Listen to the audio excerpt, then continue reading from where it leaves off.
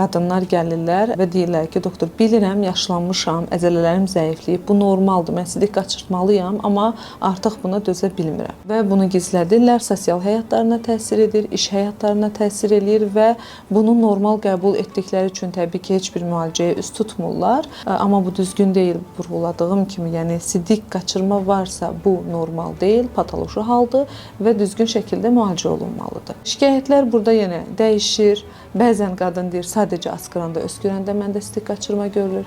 Bəzisi deyir ki, mən gün ərzində elə olur ki, 30 dəfə, 40 dəfə tualetə getməli oluram, sidiyimi boşaltmalı oluram və buna görə mən işdən ayrılmışam və yaxud da buna görə mən çölə çıxa bilmirəm, hər hansı bir sosial aktivliyə qatıla bilmirəm. Dediyim kimi, gizlətmək onların həyat keyfiyyətini azaldır, problemin dərinləşməsinə gətirib çıxarır və bir növ xəstə özünü daha da qocaldır, daha da sosial həyatdan təcrid edir, sağlamlığını riskə atmış olur. Biz kifayət qədər çox görürük.